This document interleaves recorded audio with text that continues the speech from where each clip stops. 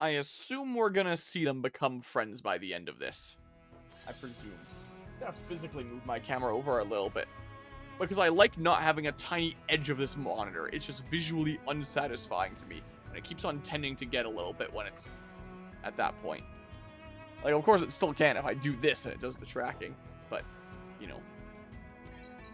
Dang, now I gotta do that. There we go. That's better. So when it's kind of centered, it doesn't have that. It's kind of my thought process here.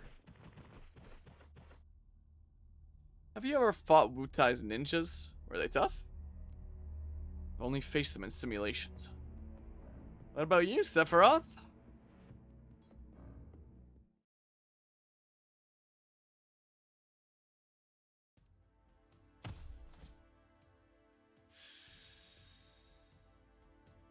On to the next test, Sephiroth.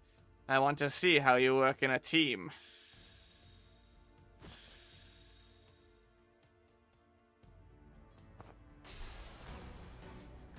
Well, I was about to say, so he just so happened to do it with Angeal before, so he's seen him before. At least a simulation version of him. But I presume this is more for gameplay-wise, so you can keep on using the Angeal that you're building for this story. So what I presume is really going on here. Ludonarrative dissonance is what I presume is happening. Water blow. He's already dead, Sephiroth. Chill out. You don't have to throw your pocket sand at him. I was gonna check about weapons and I forgot.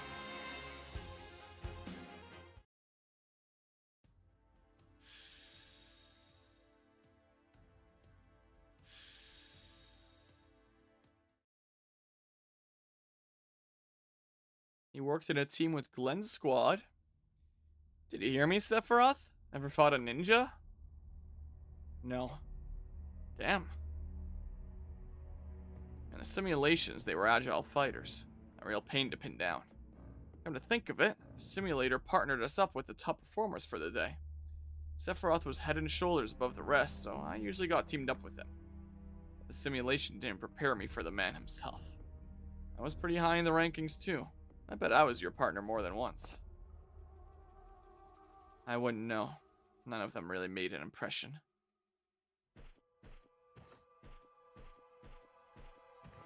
Cold as ice. Well, either way, seems like I'd rather not meet a ninja in the flesh.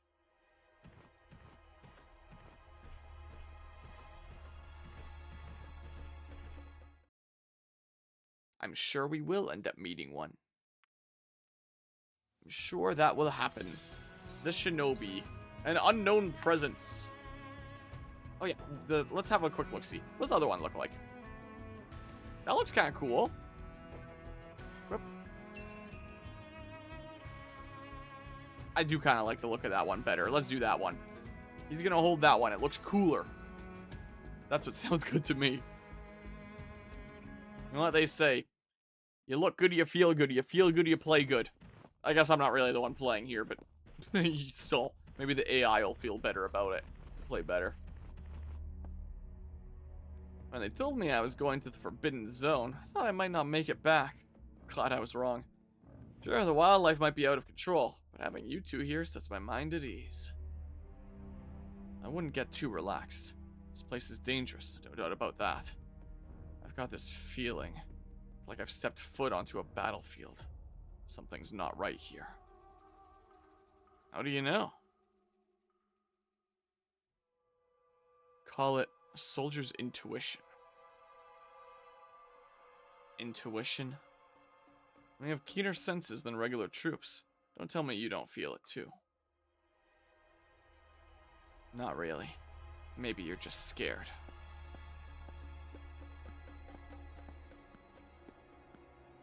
And there he goes. Yep. Into another battle. As one does.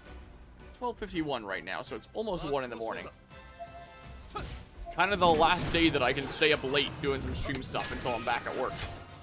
So, I'll do what I can here. And then, maybe not stream anything tomorrow, possibly today.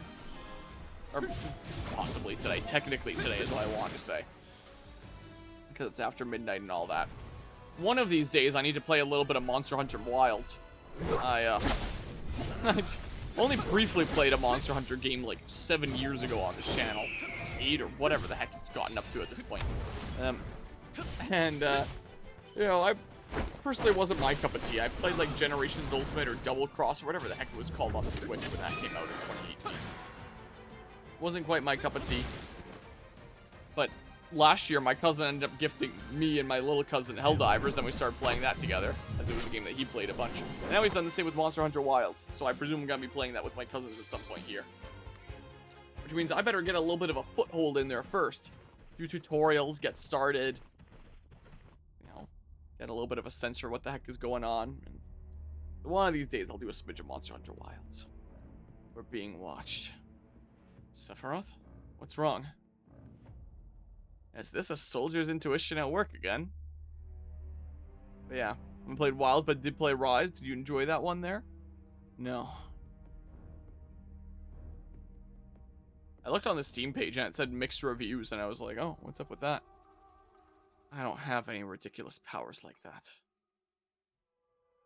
I told you to let us know if you notice anything off. It's nothing. There, I told you.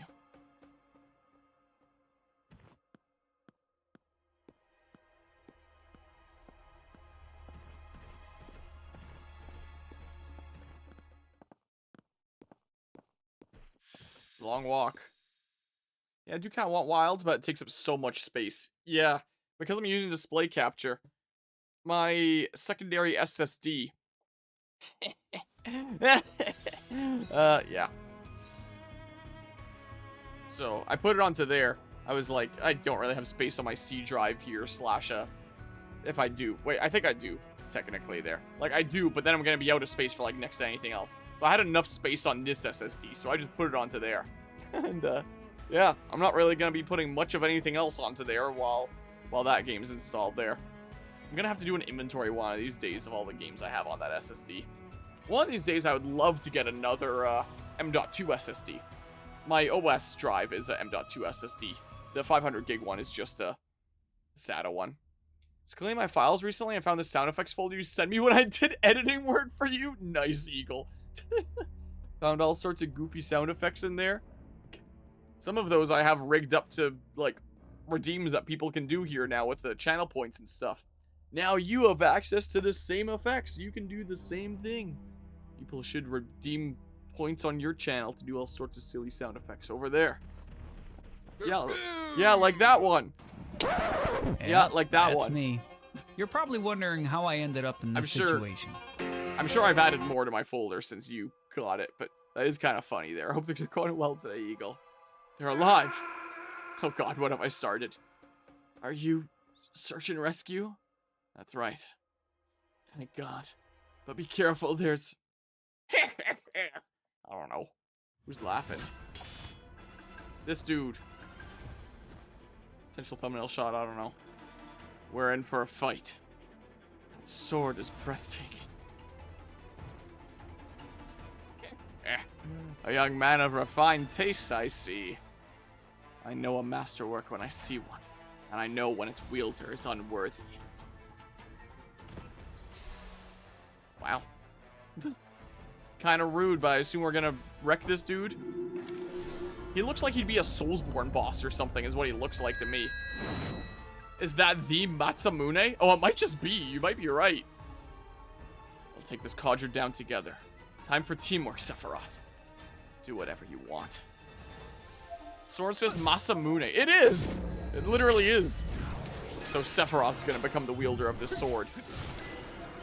1. Yeah, I'm just gonna keep on letting the game play itself, because why not? Ah, my knee! Do I get the Masamune as a reward for this battle? Potentially? Let's see. The answer? Nope, not quite yet.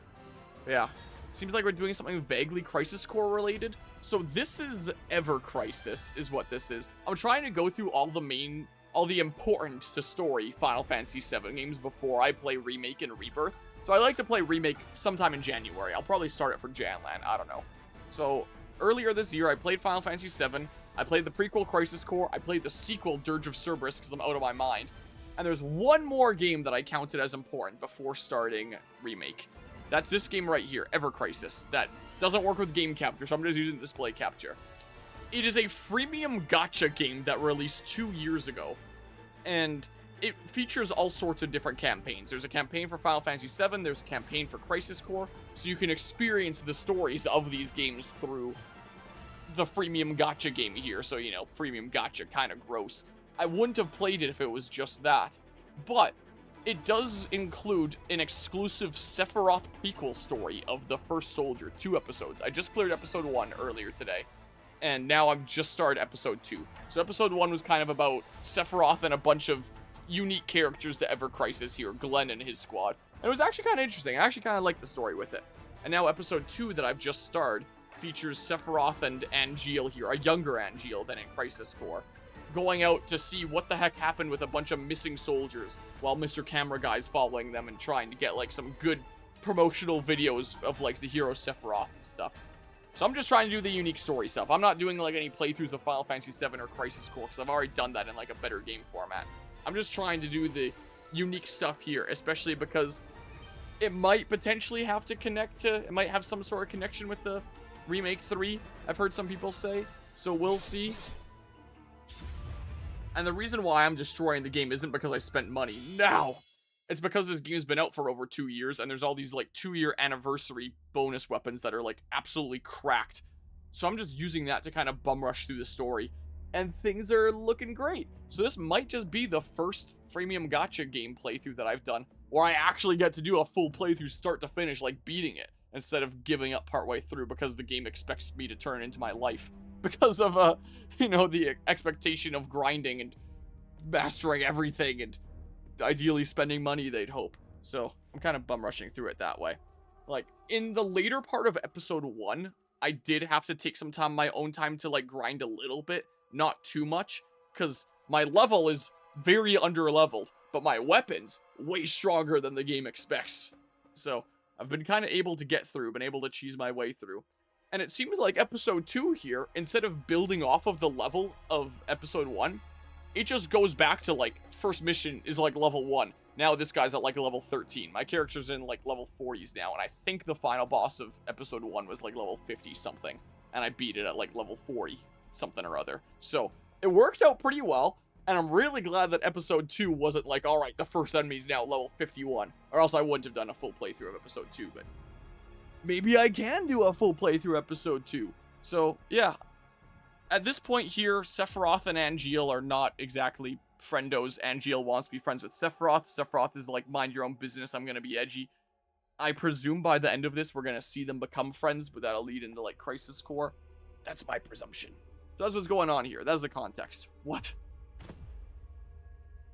Maybe we'll get Masamune sometime later. I am Masamune, Master Swordsmith of Robio.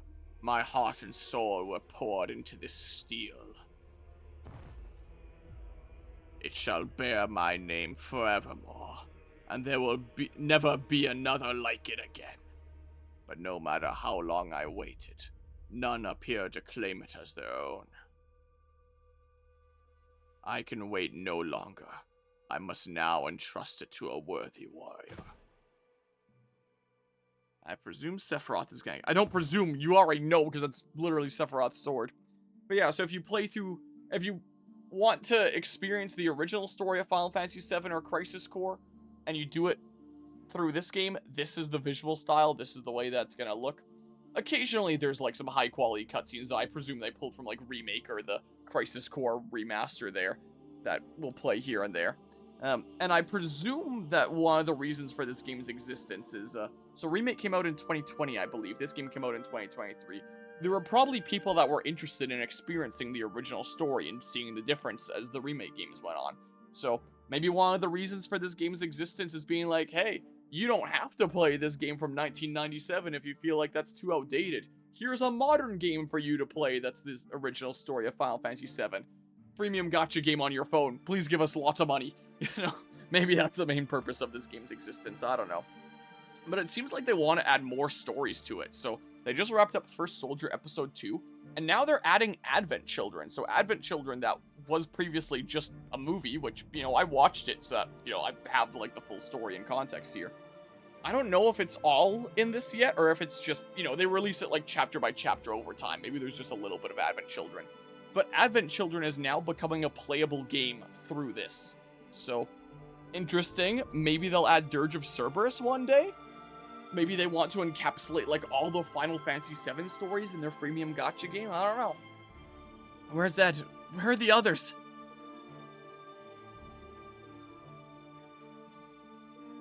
They didn't make it. So yeah, it's one of those games where it's like, huh, that exists. Random voice crack there, forgive my apparent puberty. Oh. But you'll bring them home, right? Of course. But yeah, I'm intrigued to see what happens in this story, because the story of episode 1 there, it was good. Like, I got a kick out of it. I guess introductions are in order. I'm Alyssa Goldie, soldier 2nd class. Starting to think no one would come. I was about to say, she looks kind of like Lucrezia. Is that kind of why Sephiroth is stunned here? Things were bleak just minutes ago, but now I'm so happy I could hug you.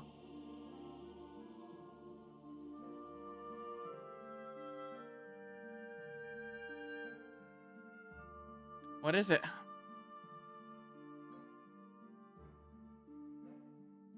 What are you staring at? Do I look like your sweetheart or something? Or maybe your mother? Yes. Episode 1 had revealed that he does know Lucrezia's face as his mother. He had a pendant with Lucrezia, and he said, Hojo said, this is my mother, Genova. So, he knows that his mother looks like that. Episode 1 did reveal. But, I mean, it's not like he's ever seen Lucrezia in person or anything. But that's the reason why he was able to realize that she looked like his mother. Soldiers and I returned to the rendezvous point at the edge of the Agara Forbidden Zone, with allies dead and wounded in tow. We discussed our next steps until morning. Even though her arm was injured, Alyssa was adamant about continuing her investigation of Robio. No one objected, not even Sephiroth.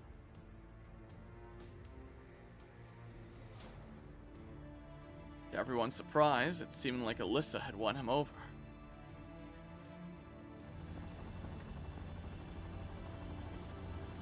It sounded like it was spinning fast, pretty fast.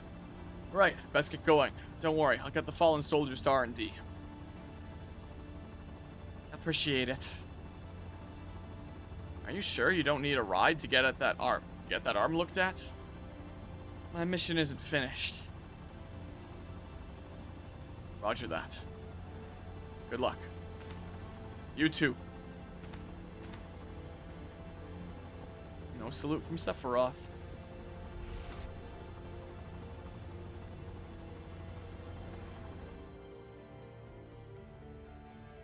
Oh, I guess he got a replacement sword.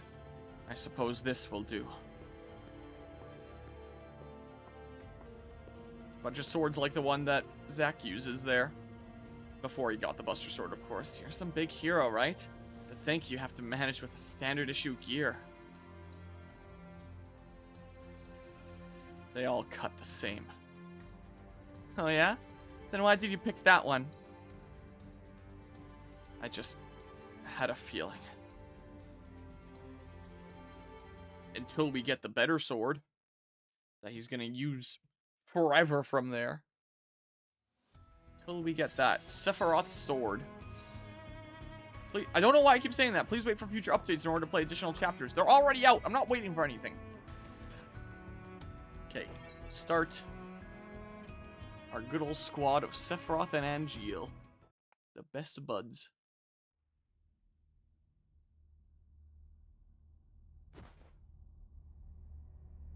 I was wounded. Sure, I would die.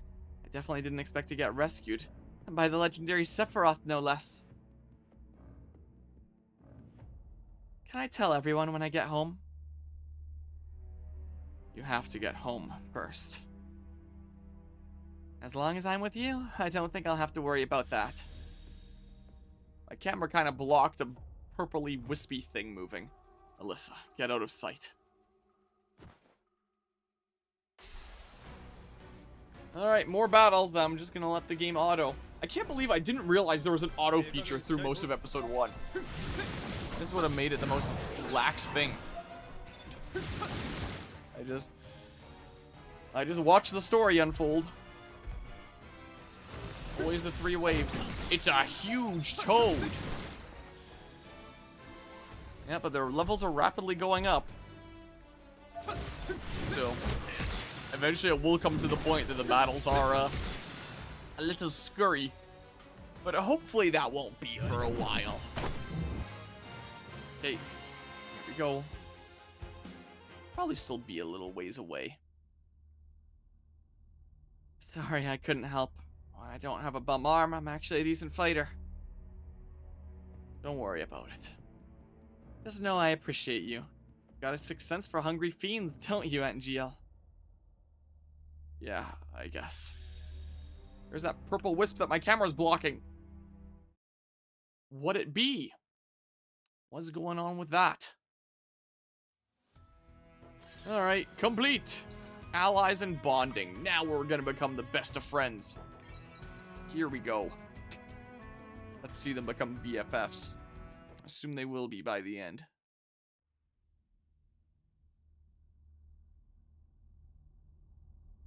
Hey, Sephiroth. Sorry if this is crossing the line, but why are you acting so differently around Alyssa?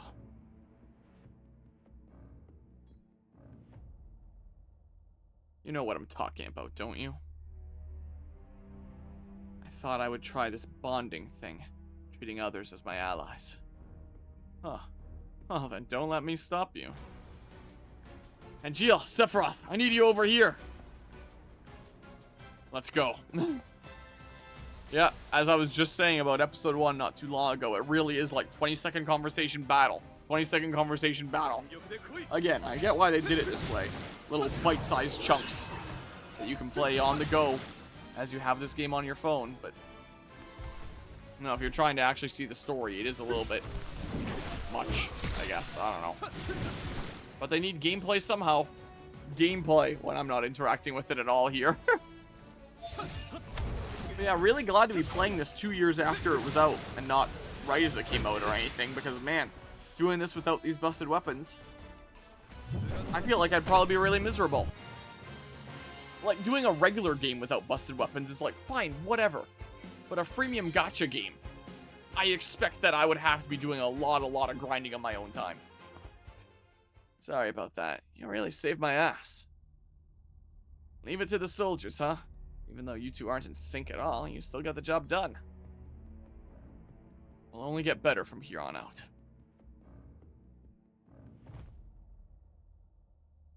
I'm looking forward to seeing what we can do together, Sephiroth. It's an honor. Is it? If you say so.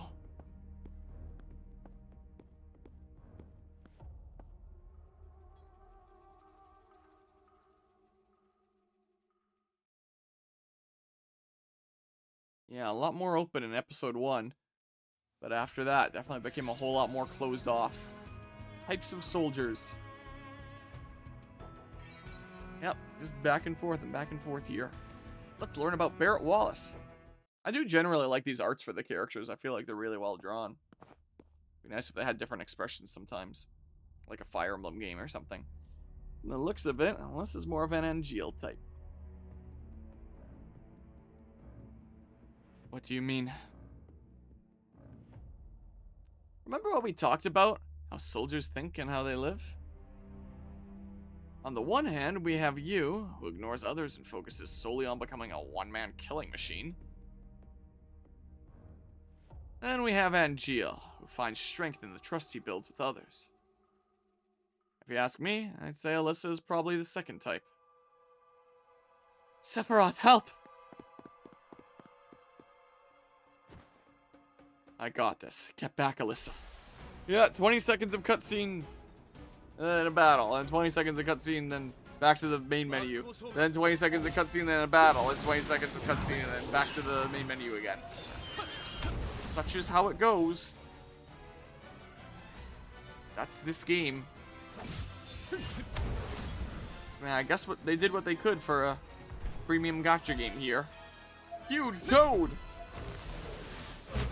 So it does make sense, the format they did. Yeah, I always much prefer games that I pay for. I have the full game. I can unlock everything just by playing. There isn't an expectation of a crazy grind, ideally. For freemium gacha things, personally.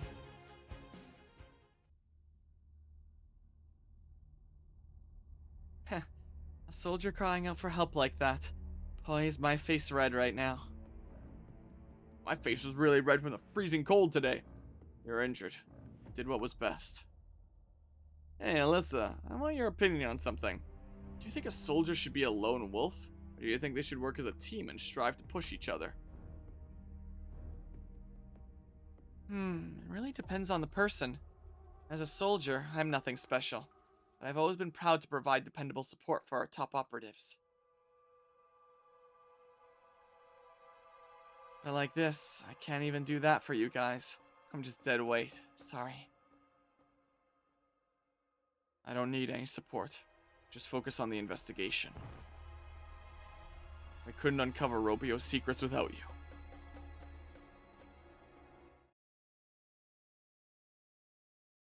I'm sure we couldn't. Subsection 1. Main section 2.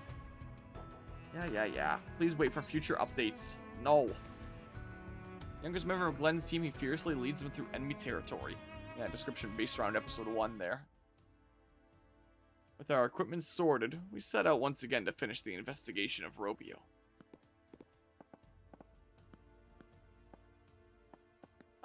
That got me thinking of, like, the developer of Angry Birds. Like, wait, what were they called again? I just now remembered it was Rovio.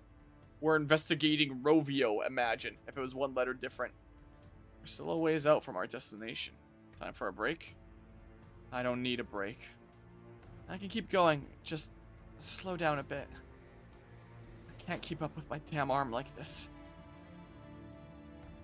Yeah, let's turn down the pace a notch. I'm not trained for this, my legs are killing me. We've got plenty of time, so we can take it easy. Sephiroth, you take the lead.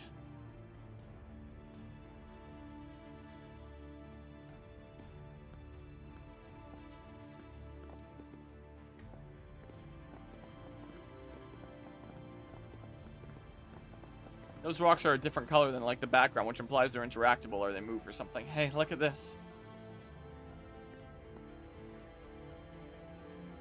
You can see that these rocks were melted under high temperatures. It's evidence that powerful fire magic was once used in this area. Around 2,000 years ago, the ancients arrived to tame the land. They named this place Igara and expanded their territory southward.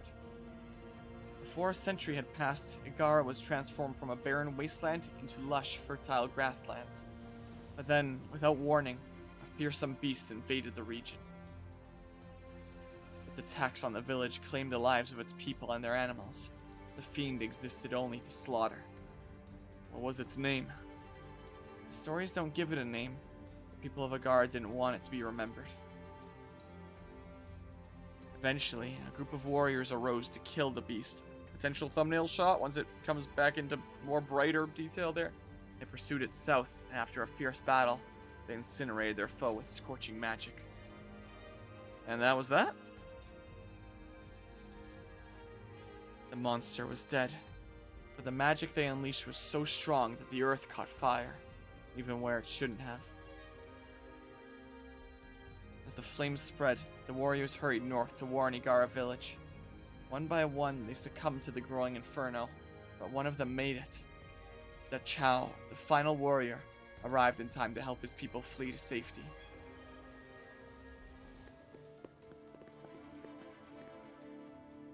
But although they were saved, the fire burned for 3 years, engulfing their home and the land surrounding it.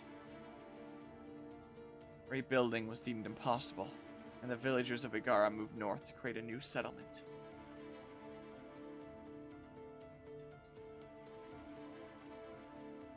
That was how Wutai began. Getting some backstory here to some different things. The training room. Agara and Wutai. Oh, there's an exploratory segment here. I see. Let's go. Let's keep on schmoving.